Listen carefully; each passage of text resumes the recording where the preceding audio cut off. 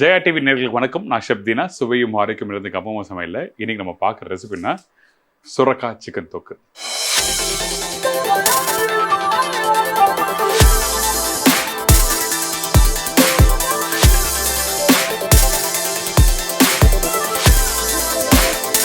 இந்த சுரக்காய் சிக்கன் தொக்கு பார்த்தீங்கன்னா, இந்த சிக்கன் வந்து போன்லெஸ் பண்ணி வச்சுருக்கேன். அப்போ சுரக்காவை கிரேட் பண்ணி வச்சுருக்கோம். இந்த ரெண்டுத்தையும் வந்து நம்ம பக்குவமாக குக் பண்ணி எடுத்தீங்கன்னா சாப்பிட்றதுக்கு ரொம்ப நல்லாயிருக்கும். அதாவது கொஞ்சம் கெட்டித்தன்மை, கொஞ்சம் வெங்காயம், அந்த தக்காளி, கொத்தமல்லி, கருவேப்பிலை, நம்ம அன்றாடம் யூஸ் பண்ணுற இந்த மசாலா பொடி இதெல்லாம் போட்டு பண்ண போகிறோம். வேறு எதுவும் புதுசாக ஒரு பொருளை கொண்டு வரப்போதில்லை. ரொம்ப நல்லாயிருக்கும். ட்ரை பண்ணி பாருங்கள். நம்ம தொக்குன்னு சொல்லும்போது மீன் தொக்கு, இல்லை சிக்கன் தொக்கு, இல்லை வெஜிடபிள் வச்சு ஏதோ பண்ண தொக்கு. ஆனால் இன்றைக்கி ஒரு ஒரு ஒரு காய், ஒரு நான்வெஜ் சிக்கன் வச்சு நம்ம பண்ண போகிறோம். ரொம்ப நல்லாயிருக்கும். ட்ரை பண்ணி பாருங்கள். இப்போது இந்த ரெசிபிக்கு தேவையான பொருட்கள் என்ன சொல்லி பார்த்தலாமா? இந்த ரெசிபிக்கு தேவையான பொருட்கள் பார்த்தீங்கன்னா, சுரக்காய் 50 கிராம், சிக்கன் 200 கிராம், பெரிய சைஸ் வெங்காயம் 1 நம்பர், மீடியம் சைஸ் தக்காளி 1 நம்பர், கருவேப்பிலை தாளிப்புக்கு, கொத்தமல்லி தேவையான அளவு, வரமிளகா 2 நம்பர், இஞ்சி பூண்டு பேஸ்ட் 1 டீஸ்பூன், மஞ்சத்தூள் சிறிதளவு, மிளகாய் பொடி 1/4 டீஸ்பூன், மல்லித்தூள் 1/2 teaspoon, chicken masala 3/4 teaspoon, butter 1/4 teaspoon, உப்பு தேவையான அளவு, எண்ணெய் சமைக்கிறதுக்கு தேவையான அளவு. இப்போது இந்த ரெசிபிக்கு தேவையான பொருட்களை நீங்கள் பார்த்துட்டீங்களே.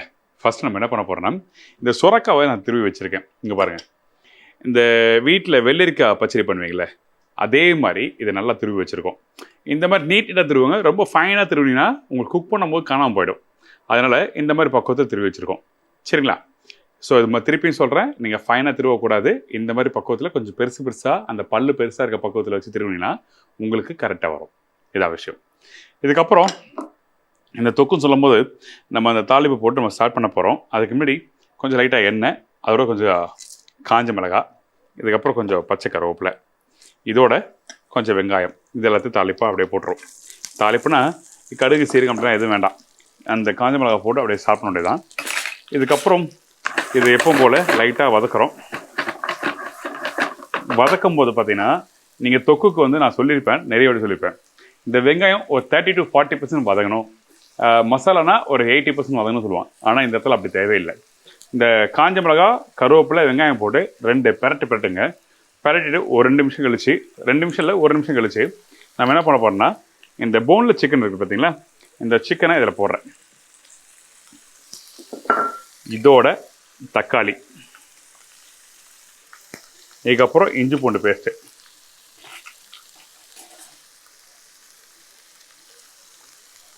கொஞ்சமாக உப்பு, இப்போ கொஞ்சம் மஞ்சத்தூள், மிளகாய் பொடி, மல்லித்தூள். அந்த தொக்கு மாதிரி தனித்தனியாக வதக்கிட்டு பண்ணுற அந்த பக்குவம் இல்லை. இதில் வந்து இந்த சிக்கன் மசாலா இருக்குது. இந்த சிக்கன் மசாலா மட்டும் நம்ம என்ன பண்ண போகிறோம், கடைசியாக போட போகிறோம். அந்த கடைசியாக போடுறதுக்கு காரணம் விஷயம் இருக்குது. இப்போது இந்த இடத்துல அந்த மிளகாய்க்கு அந்த சிக்கனோட சாப்பிடும் போது அந்த காரத்தன்மை, அந்த மல்லியோட வாசம் இதெல்லாம் இருந்தால் தான் கரெக்டாக இருக்கும். அதனால் நம்ம என்ன பண்ணுறோன்னா, இந்த மற்ற பொடியெல்லாம் போட்டாச்சு, இந்த சிக்கன் மசாலா மட்டும் கடைசியாக போடுறோம். என்னடா இது எல்லாத்தையும் ஒன்றா போட்டாச்சு, இதெல்லாம் நல்லா இருக்குமா கேட்டால் கண்டிப்பாக வெரி குட்டாக இருக்கும். இந்த ப்ரிப்பரேஷனோட கான்செப்ட் என்னன்னா, அந்த வெங்காயம் முழுசாக தெரியும், தக்காளி முழுசாக தெரியும், சுரக்காவும் அப்படியே தெரியும், இந்த சிக்கனும் அப்படியே முழுசாக தெரியும். இதுதான் விஷயம். ஸோ அதனால தான் இந்த இடத்துல கண்டிப்பாக எல்லாத்தையும் ஒன்றா போட்டு இப்படி டாஸ் பண்ணுறோம். அந்த தொக்குக்காக நம்ம அடிஷ்னலாக நம்ம எந்த ஒரு பேஸ்ட்டும் யூஸ் பண்ண போதில்லை. முந்திரி பேஸ்ட்டோ இல்லை தேங்காய் பேஸ்ட்டு இல்லை வேறு எதுனா பொட்டுக்கல்ல அந்த மாதிரிலாம் போட்டு நம்ம அரைச்சி யூஸ் பண்ண போதில்லை. இப்போ இதை நல்லா அப்படியே வேகட்டும்.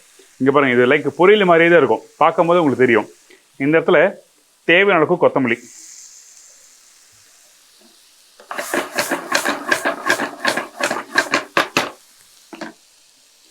கொஞ்சமாக தண்ணி,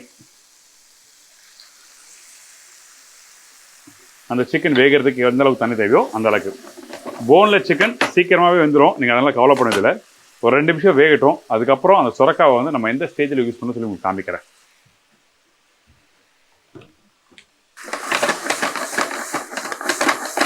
இப்போ பார்த்தீங்கன்னா தெரியும், இப்போ இந்த தக்காளிலாம் 1-2 நல்லா மசிஞ்சு வருது. இந்த டைமில் நீங்கள் அந்த சிக்கன் அப்படியே சாப்பிட்டீங்கன்னா ரொம்ப நல்லாயிருக்கும். அந்த ஒரு புளிப்போடு நல்லாயிருக்கும். இதுக்கப்புறம் நம்ம ரெடி பண்ணி வச்சுருக்கேன் அந்த சுரக்காவை இதில் போடுறேன். இந்த சுரக்காய் போட்ட பிறகு இப்போது நம்ம என்ன பண்ணுறோம், நம்மளோட ஸ்பெஷல் மசாலா, அதாவது சிக்கன் மசாலா நீங்கள் சிக்கன் மசாலா சூப்பர் மார்க்கெட்லாம் கிடச்சா வாங்கிக்கோங்க, இல்லை பக்கத்து கடையில் கிடச்சா வாங்கிக்கோங்க. ஆனால் கடைசியாக போடுங்க. அந்த மசாலா நீங்கள் போடும்போது பழக்கப்பட்ட மசாலாவாக இருக்கணும். ஒரு ஒரு ஒரு கம்பெனி மசாலாவை நீங்கள் வாங்கி யூஸ் பண்ணும்போது ஒரு வித்தியாசங்கள் இருக்கும். அதனால் வந்து இந்த இடத்துல நீங்கள் ஏற்கனவே யூஸ் பண்ண அந்த மசாலா வந்தால் நீங்கள் போட்டு பண்ணும்போது உங்களுக்கு ஓகே இந்த அளவுக்கு போடலாம், இது கொஞ்சம் தூக்கலாக போடலாம், வித்தியாசம் இருக்குது. எப்படி எக்ஸாம்பிளுக்கு வந்து மிளகாவோட தன்மை மாறுது பார்த்தீங்களா? இந்த குட்டி மிளகா காரத்தன்மை அதிகமாக இருக்கும், நீட்டு மிளகா வந்து கொஞ்சம் காரம் கம்மியாக இருக்கும், சுருள் மிளகா கலர் கொடுக்கும், இந்த மாதிரி விஷயங்களா அதனால தான் சொல்கிறேன்.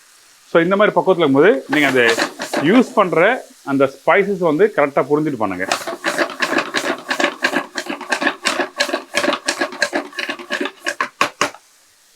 திருப்பியும் கொஞ்சமாக தண்ணி ஊற்றுறோம் அந்த சுரக்காய் வேகிறதுக்கு.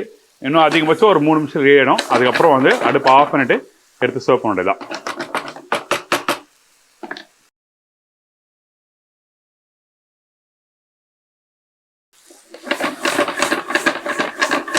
அவ்வளோதாங்க, இவ்வளோதான் தொக்கு. எப்படி அந்த வெங்காயம், தக்காளி, அந்த சுரக்காய் இதெல்லாம் அப்படியே ஒன்றோடு சேர்ந்து கரெக்டாக இருக்குது. இருந்தாலும் நம்ம கை எப்பவும் போல் கொத்தமல்லிக்கிட்ட கை போயிடும். இந்த கை போன பிறகு அப்படியே சுட சுட சுட அந்த கொத்தமல்லோட மிக்ஸ் பண்ணி அப்படி எடுத்து சர்வ் பண்ணணும்.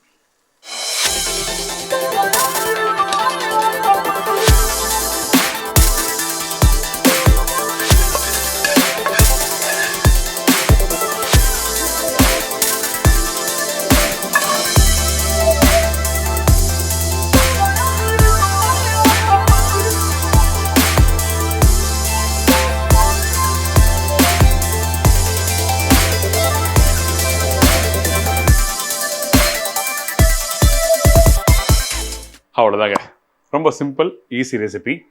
இந்த மாதிரி ப்ரிப்பரேஷன் நீங்கள் முடித்த பிறகு எப்படி சாப்பிட்ணுன்னா, ஸ்பூன்லாம் வேண்டாம், அப்படி கையில் அந்த சுரக்காவும் அந்த சிக்கன் பீஸும் எடுத்து அப்படியே மொத்தமாக எடுத்து அப்படி நீங்கள் வாயில் போடும்போது அந்த அந்த மசாலாவோட அந்த காயோடு சாப்பிடும்போது ரொம்ப நல்லாயிருக்கும்.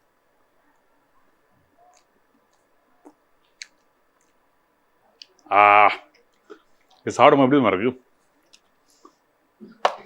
நீங்கள் எல்லாரும் அந்த பேல் பூரிலாம் சாப்பிடுவீங்களே, அந்த பூரிலாம் நறுக்கு நறுக்கணும், அந்த மாதிரி இந்த காய் வந்து நறுக்கு நறுக்குன்னு இருக்கும். அந்த சிக்கன் வந்து அந்த சாஃப்டாக நல்லா வெந்திருக்கு. அதே டைம் அந்த காரத்தன்மை அந்த மசாலா சூப்பராக மிக்ஸ் ஆகிருக்கு. First class recipe, the best recipe. கண்டிப்பாக ட்ரை பண்ணி பாருங்கள், உங்கள் எல்லாருக்கும் ரொம்ப பிடிக்கும். இன்றைக்கி நம்மளோட கமா கமா சமையலில் இந்த மாதிரி ஒரு அல்டிமேட்டான ரெசிபி சொல்லி கொடுத்துருக்கேன். இதே மாதிரி நான் இன்னொரு நாள் ஒரு புது ரெசிபி சந்திக்கிறேன். நன்றி, வணக்கம், சி பாய், டேக் கேர்.